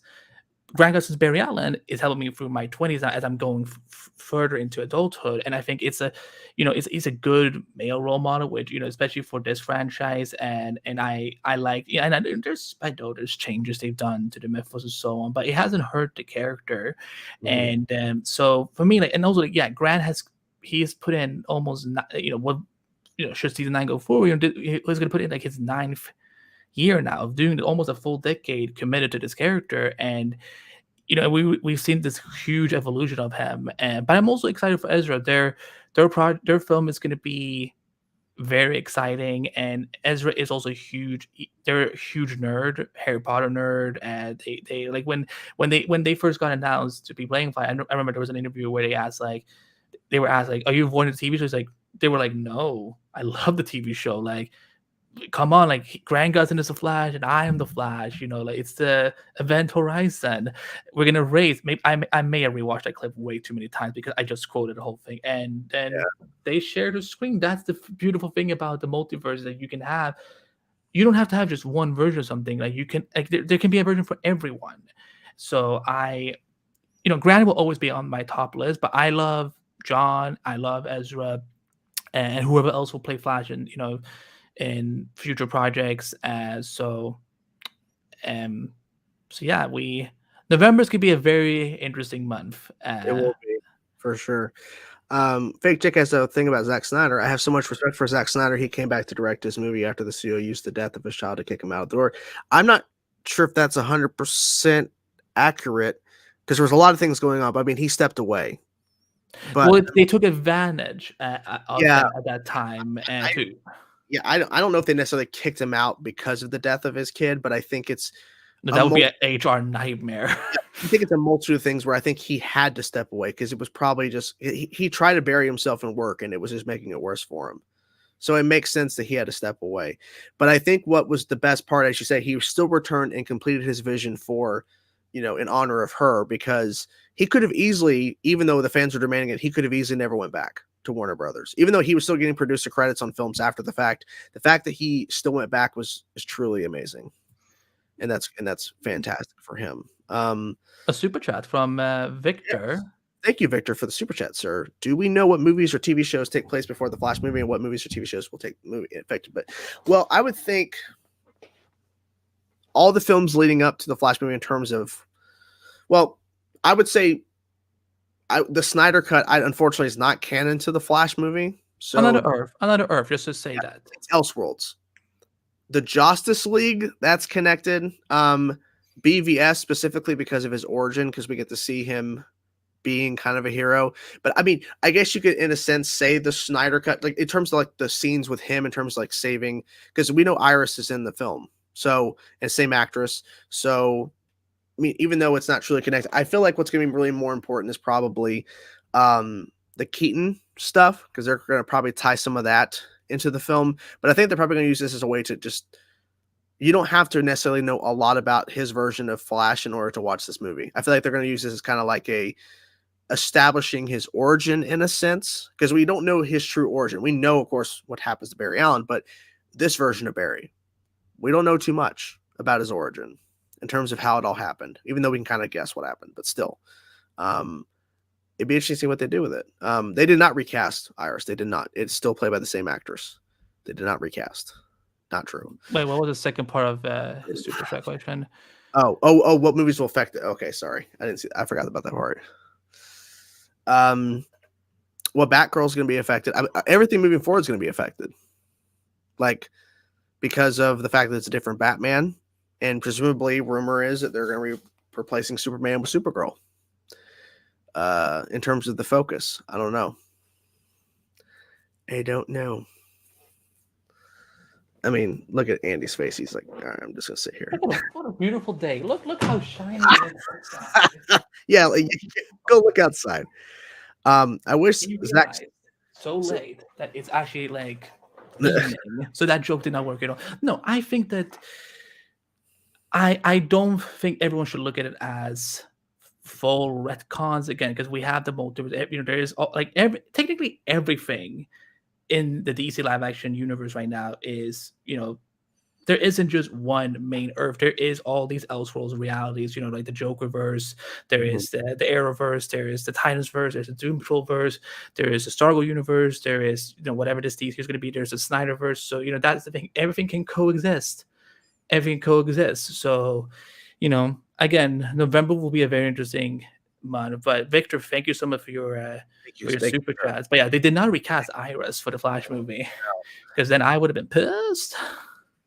Yeah, I completely understand. I wish it was canon, but also too, Zack Snyder's Justice League is an Elseworld situation because there's no continuation once Justice League 3 occurs. Like there is no true continuation because a lot of characters die. There's too much damage in his. If those storyboards would actually stick, because I'm sure they would change things now. Since I mean, if he's allowed to come back to finish it, I think he would probably keep most of it.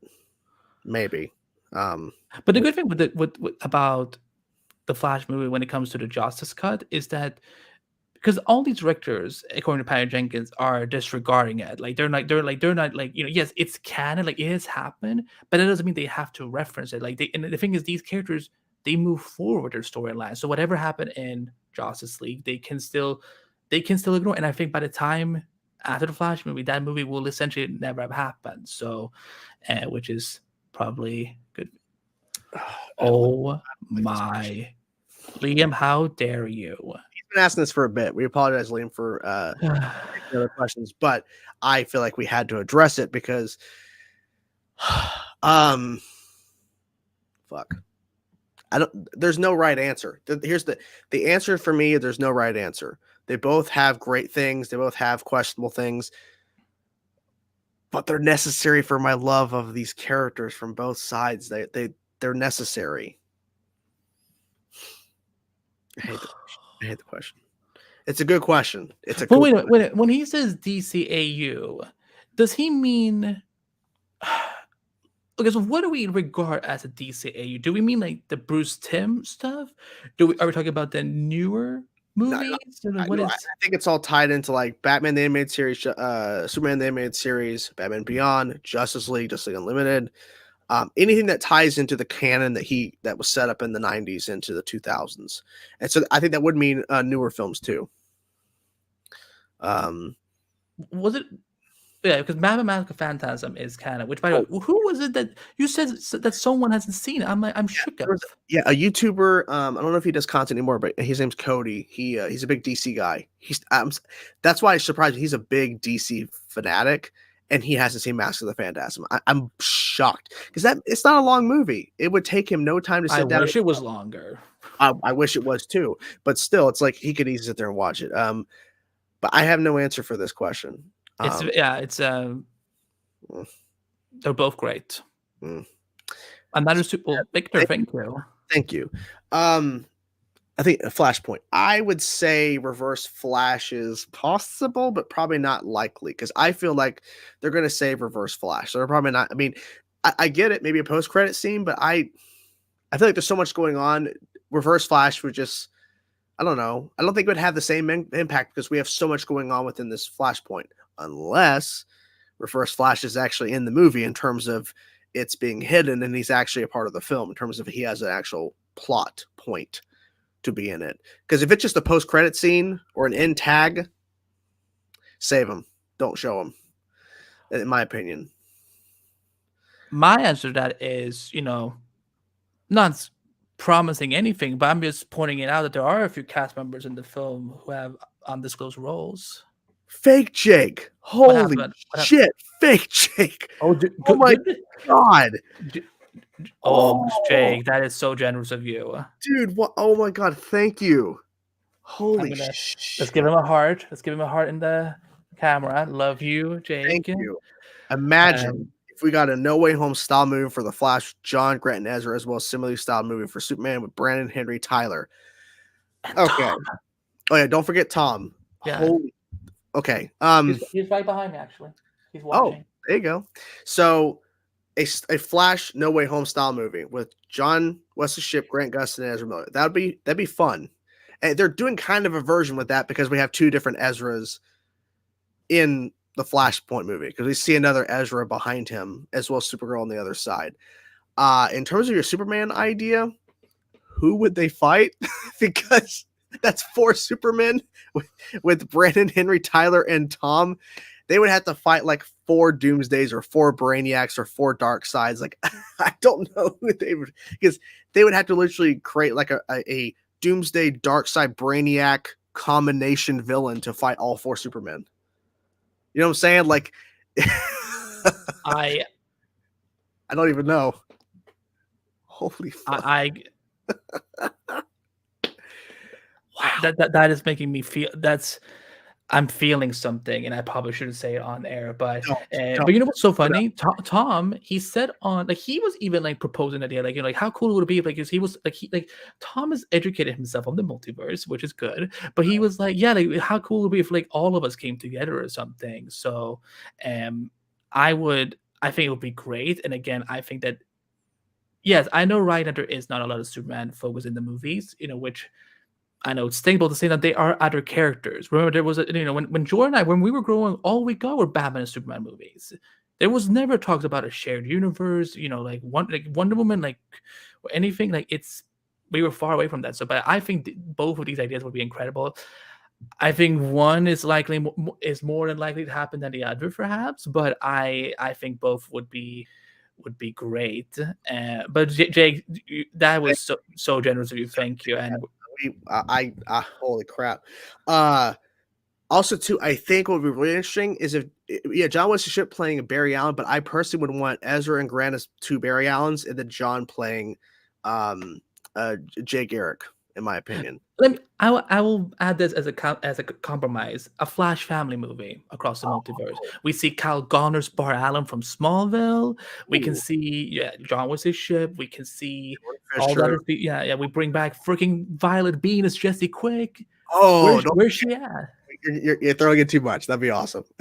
Because that was their version of not even though it's not Nora or whatever, but it's like they were trying to switch it up really because we had Kid Flash before then. Now we have Jesse Quick. It was really cool to have her.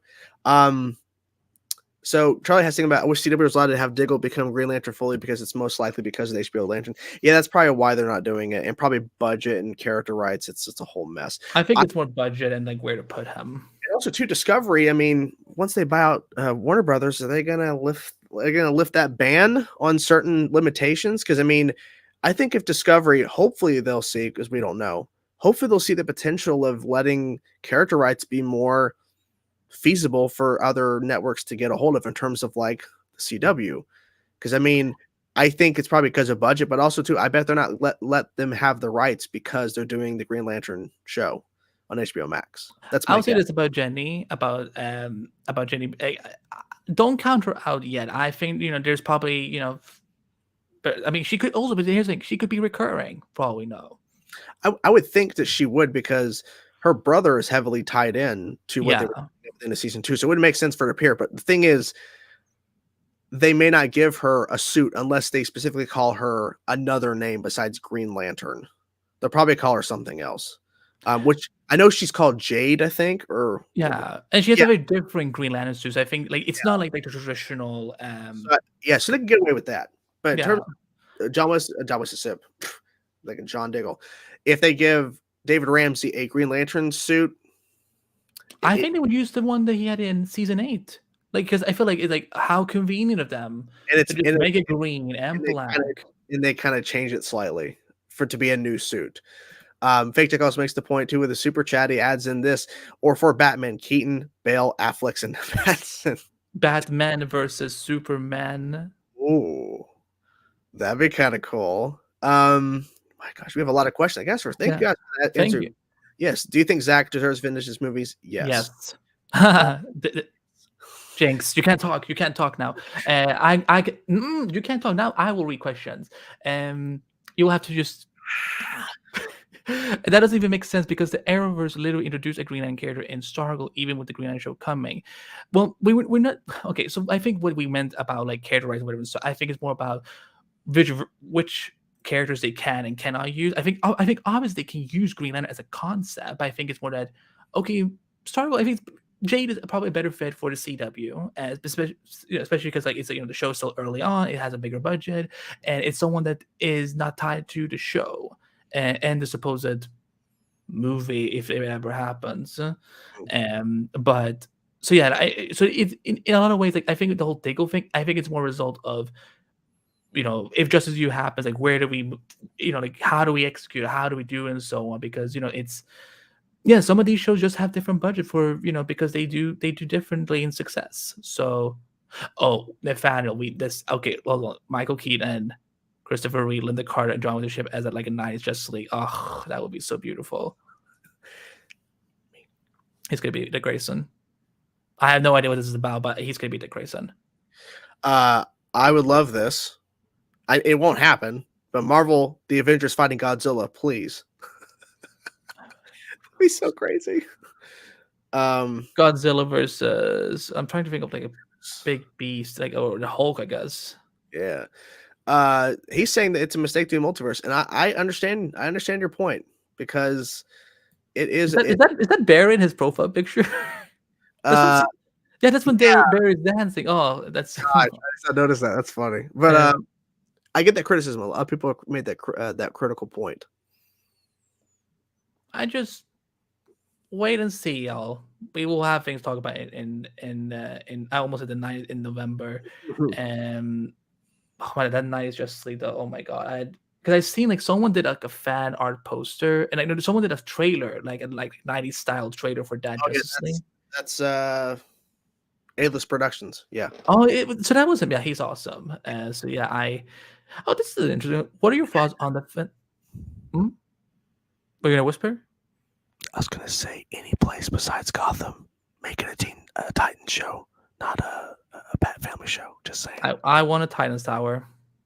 Okay, that's a good point too. A Titans Tower, but just stay away from Batman. On a freaking island. Yes.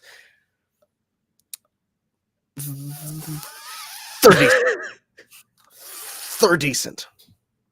Yeah, they're not like the greatest films, but for that time, like I love the first one. The second one, I'm like, who's the storm thing they're fighting? And I'm like, that's Galactus. I'm like this will not stand. But I will watch those films anytime over Fantastic because that was the 2 hours I will never get back because I lost a stupid bet. It's well. I will give you this. Okay, ready? Clear your throat. Vocal exercises. That's red, yellow, green letter, whatever. Okay. Gracie. There you go. Come on, give him you failed the city. Come on, go and do it.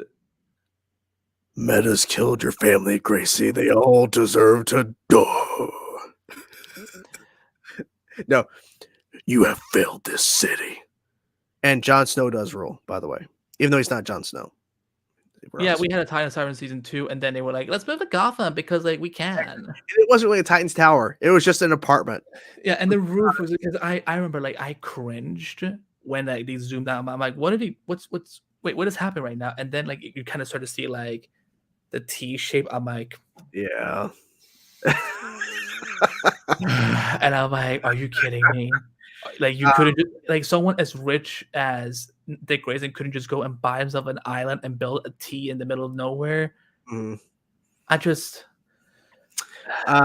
season 4. Come on, season 4. I think we will wrap up at 10 o'clock. That's 9-ish more minutes or so because we've been going for quite a while, but we want to thank everybody for being here. I think this is a record turnout for the show. We are currently at 29 consecutive viewers. We've had a lot of people. We really appreciate you guys being here. All the super chats. Wow. You guys and 35 likes. I just saw that 35 likes. 35 likes. We are at 35 likes. Can we get to, hold on. Let's do one more goal before we go, guys. We have a few more minutes. We're going to be here. Oh my God. Another super chat from Aiden P. Thank you, Aiden, so much. I was adding this in real quick, guys. Let's get to 40 likes on this chat, on this stream. Before we go. 40 likes. 10 more minutes. And then 40 likes, guys. And back to Aiden's super chat. Thank you, sir. Do you want to read it? You read it. I will read it. I believe Flash and Multiverse of Madness are the midpoint of showing where the DCU and MCU are right now, where what the future of both franchises are. I like that. I like the statement because I think that, again, it's kind of like what Crisis did for me, like kind of honoring the past and present and the future of what's coming. And I think that, like, is everyone doing right now? Yes, but because we went on for like 20 years without having like the idea of like multiple Earths at the same time. What? Like, it was just not something studios would buy. But now, like, when we get to see some of these actors come together and shit, like, it's fun. Because also it helps kill this whole thing of like let's pit them against each other. And like, as soon as Robert Pattinson was announced, so many people were like, no, Bale is the best one, Ben Affleck is the best one, Keaton is the best one. Well, no one was willing to say welcome or George Clooney. So yeah, I think this is it's very on point what they're doing, and we don't even know what other multiverse stuff they're doing, specifically in Phase 4. So things can get interesting there. Jordan, what's your take on this? I think it's a good point because I think that they're going to use Multiverse of Madness to establish some new things, and I think the theory about bringing mutants into the MCU is probably going to occur within this movie. It would make a lot of sense, and it's going to probably set up a lot of stuff down the road because this potentially could set up a multiversal type situation where we have multiverse stories, like, because What If, of course, is animated. What If's like a multiverse situation for animation, but I won't be surprised if we get a multiversal film based off of Captain Carter, hypothetically, get Haley Atwell to play Captain Carter in a live action movie. I wouldn't be surprised. But Disney Plus show. Yes, I think just in general, with Flashpoint and Multiverse of Madness, it's going to be basically them to establish some new things because, of course, we're getting introduced to a Supergirl and Flash. So, and they're potentially going to be doing a movie based off her. And then, I feel like it's going to do a lot of things. And, of course, Keaton and everything, Batman. So it's going to be interesting to see because they're both going to be doing probably some big major shifts for both their universes within these movies. It's interesting. And Aiden back with another super chat. Thank you, sir. Thank you. Goodness gracious. Current state of the jail. And that's probably also as well. They're probably going to basically try to establish where everything's at. Because, I mean, even though Kevin Feige just said Endgame is the last Avengers movie. But for now, right? Now, Secret Wars is coming. We know. So it's all, I mean, I could see a Secret Wars movie. I mean, yeah, it's coming. So yeah, it's coming. So, and hi, Jordan Kent. Good to see you. Oh, thank you. But yeah. He was like, I'm sorry, I'm late. Like, no, it's good. Okay. Well, thank you for being here. I thought you were. I was confused. Like, what? But yeah, Justice League 2. I think it's also going to probably establish the Justice League, like where that's at. So Jordan, we actually talked a little about this before. If Reverse Flash is going to be in the Flash movie, it's likely going to be a villain in future installments. But I'm just pointing out that there's some cast members in that film that haven't revealed their roles yet. So I mean, I'm not going to be surprised because Reverse Flash does play a role in Flashpoint. I mean, it's Professor Zoom, being my point. So my God, I forgot about the Professor Zoom name. It's been so long. Yeah, but I mean, they could just do like Reverse Flash could actually be a central part of the film. We have no idea. I want to read this real quick because we have another super chat, but I want to read this made from Amazing Webhead, saying that he ditched his friend for Fan Four Stick, and then yeah, that's. Fan Four Stick. I cannot believe they titled it like that. Ugh. Anyways, Fake Dick, thank you so much again for another super chat. Holy crap. Thank you, sir, so much. Somewhere on a parallel Earth, Jordan is the Flash, Logan is the Reverse Flash, Andy is Dan Gotic Speed, and they're having a lightsaber duel because Jordan Logan said Cavill is better than Tom. So I'm the one who gets stabbed? Apparently. I'm the Flash part because I want to be Flash, and they're I'll, having a lightsaber duel okay, because Jordan knows. okay, let's switch it up. You are Flash. Okay. Logan, who he's referring to, can be Reverse Flash. I will be Zoom because I love Zoom. So I'll be Zoom because you can't escape the darkness. And I want to. Wait, And I can do that. Hold on. yeah. You can't escape the darkness. No, no, he actually said, you can't lock away the darkness. Yeah, but I would fight. You Actually, can no, I don't know. actually can lock it away. Ask Batman. I don't know if I can pick between Cavill and Tom. That's just. Well, but Jake, again, thank you for your super Thank you, chat. sir. And he said that a week from now he's going to know his date for his surgery. So hopefully, well, God bless, and we will keep us updated. please, sir, please. I mean that's true. Just because the Secret Wars doesn't mean it's called Avengers Secret Wars. They could literally call it Secret Wars, which they probably will. Because I mean, I don't think. I mean, they could call it Avengers Secret Wars, but I think it's just called Secret Wars. But I don't know, just give me the West Coast Avengers or something. Like, the East Coast has they worked enough. Let's let them rest. Let's go to the West Coast Avengers. Oh my god. I'm not saying it is, but I'm also saying it is. Yeah. So a lot of people are talking about how Avengers versus X-Men's coming. It's possible, but you would have to really establish the X-Men in this world now before you do that movie. You can't start off the X-Men fighting the Avengers as their first thing. That has to be phase 6 or something. I don't want that like this soon. You've seen Ultimate Spider-Man, correct? Have you seen the show? Look how sunny. It's not sunny. I can't do that anymore. Look how dark it's outside, guys. Look how dark it is. Yeah. Like my soul. No, it's a guilty pleasure show because I hate the whole Spider-Man breaks the fourth wall. Like it's. But I know this show is meant for kids, so like I'm not a demographic, and so. But again, I love Spider-Man so much that I would just watch it anyway. But then when they did the Spider-Verse stuff in season 4, I think that was pretty cool. But I don't want to talk about the show anymore. Okay. It's going to be dealing with me as a threat because I'm actually Doomsday. But who's actually Bizarro in reality? Yeah. I'm probably be Doomsday. I'm actually Bizarro again. I'm another Bizarro. I think she'll return in season 4, and I mean we've already seen the team up plenty of times, but I think it would make sense if she's going to pop up. They got to team up.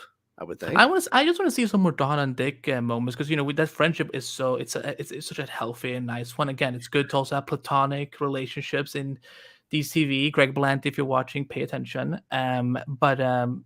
Do you remember the scene with them sitting? I think they were drinking coffee or something, and I think it was at her apartment when she was first introduced. That sounds so normal.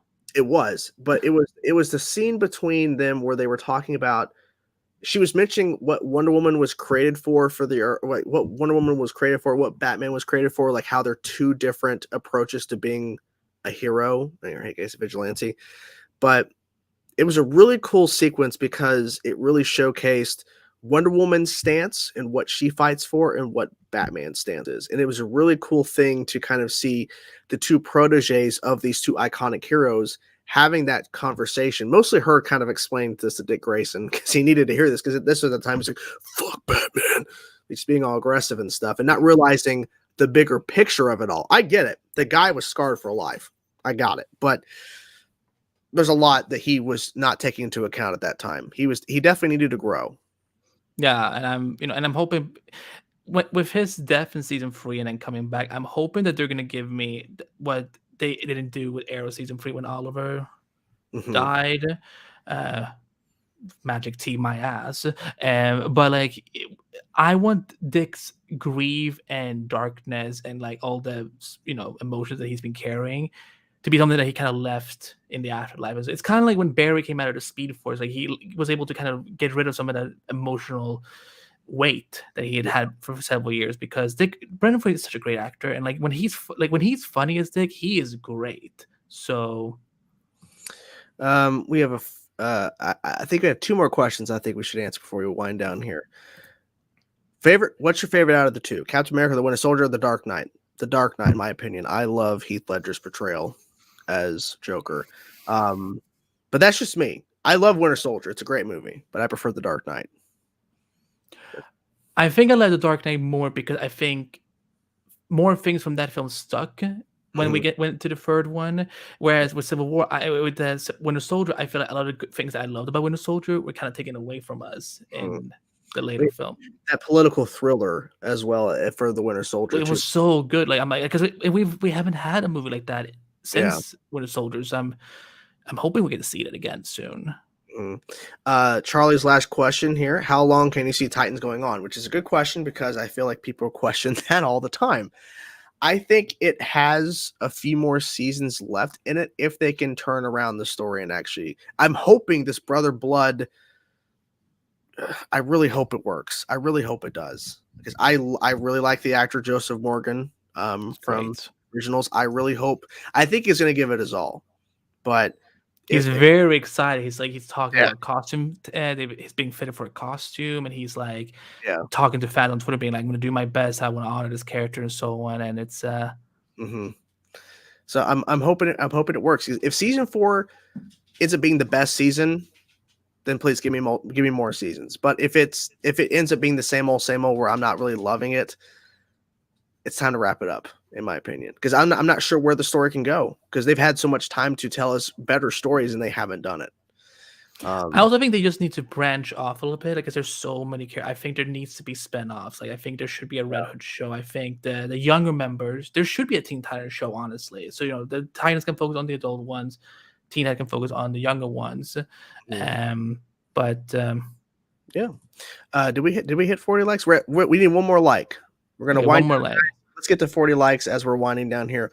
We want to thank each and every one of you. Everybody came to talk. It's been a crazy day, but thank you for supporting Endless Multiverse, guys. We really appreciate you guys being here, supporting the show. It really means a lot to us. We want to thank everybody for the super chats. Oh my gosh, those super chats! You guys are really supportive. It really means a lot to us. Great show. We covered some great topics. Of course, we're going to have the timestamps up later, so you guys want to go back and listen to a particular topic. It was great talking to you guys. We got over 40 likes. Awesome. Thank you guys. Thank you guys. Thank you. And we're 4 episodes in now. Next week is our fifth episode 5 anniversary. Mm-hmm. Yeah, I mean, hopefully we'll have a lot of things to talk about, and if not, we'll figure something out. We will. Yeah. I mean, there's when it comes to nerd culture, y'all, there's always things to talk about. So, and the thing is, like, we for the first 5 episodes, we kind of wanted to kind of set some foundation, and then we're gonna do some cool ideas that may not just be like like just going through news topic and then just Q&A. It might be an episode where it's completely themed about something. So yeah, but no spoilers. Yeah, and we've discussed that too. We had 45 likes. Thank you guys so much. 45 likes on the stream. Thank you guys. Thank you. Yeah, so we've had discussions about other potential topics in terms of like that's the theme of the episode.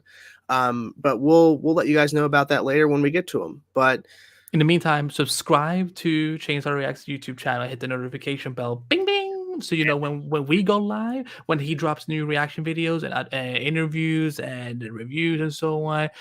All of our social media is in the video description below. So go follow all of us on Facebook, Twitter, Instagram, and subscribe to my channels and follow his work.